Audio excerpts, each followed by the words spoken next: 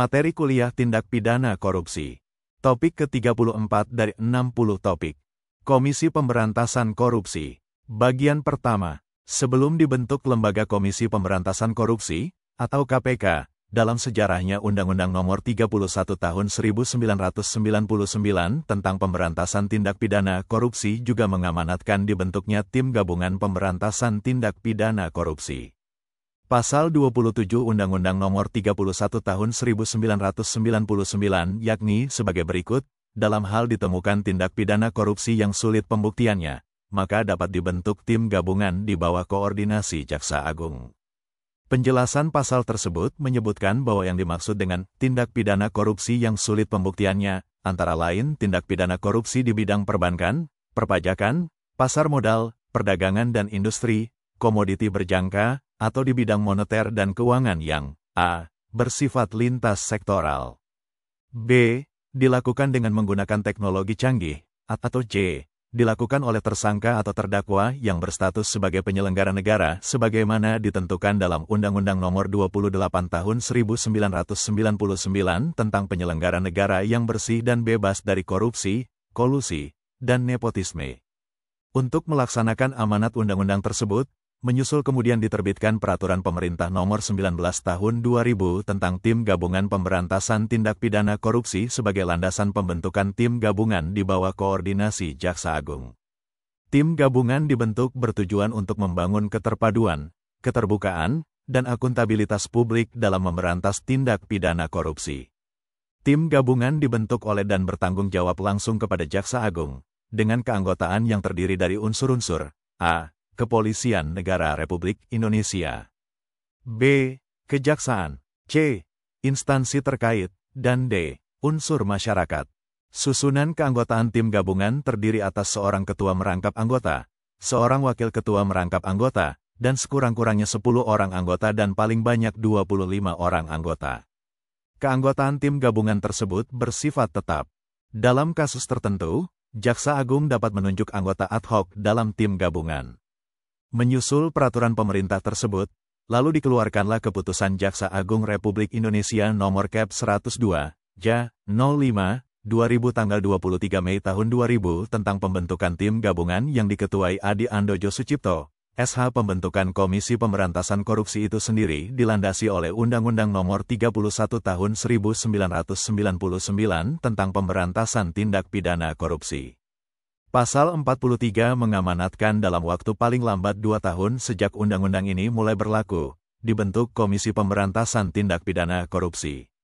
Komisi ini nantinya mempunyai tugas dan wewenang melakukan koordinasi dan supervisi, termasuk melakukan penyelidikan, penyidikan, dan penuntutan sesuai dengan ketentuan peraturan perundang-undangan yang berlaku.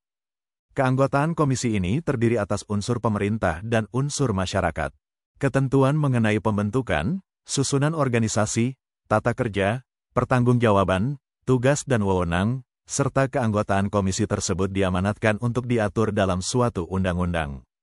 Akhirnya pada tanggal 27 Desember tahun 2002, diundangkanlah Undang-Undang Nomor 30 Tahun 2002 tentang Komisi Pemberantasan Tindak Pidana Korupsi. Dalam penjelasan undang-undang tersebut disebutkan bahwa tindak pidana korupsi di Indonesia sudah meluas dalam masyarakat. Perkembangannya terus meningkat dari tahun ke tahun, baik dari jumlah kasus yang terjadi dan jumlah kerugian keuangan negara, maupun dari segi kualitas tindak pidana yang dilakukan semakin sistematis, serta lingkupnya yang memasuki seluruh aspek kehidupan masyarakat.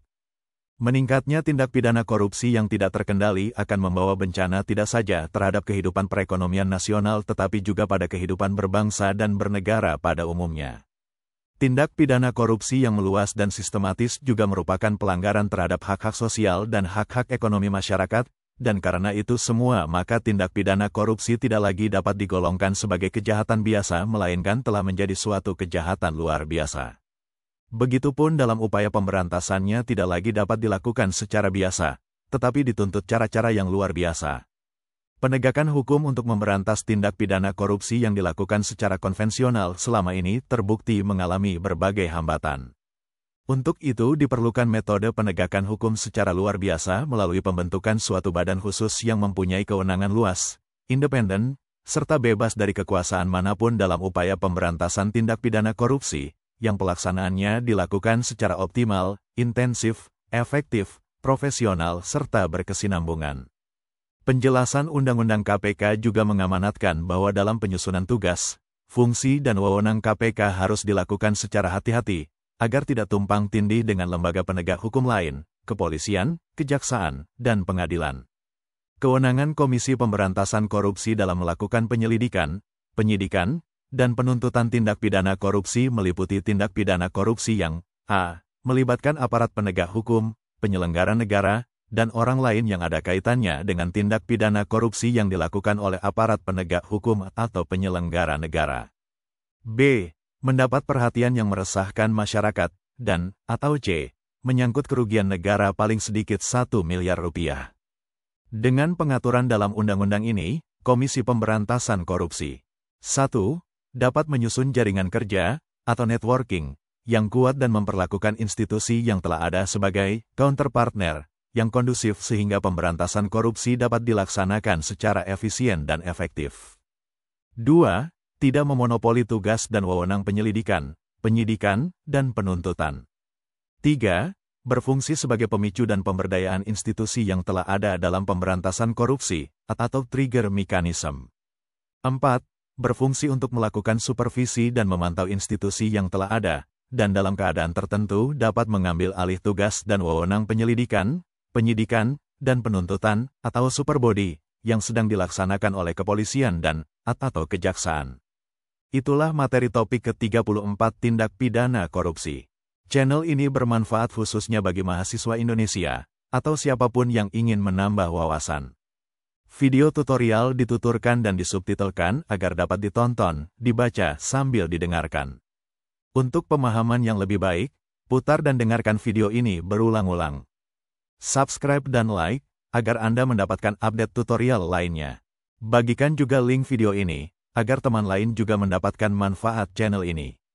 Terima kasih. Sampai jumpa.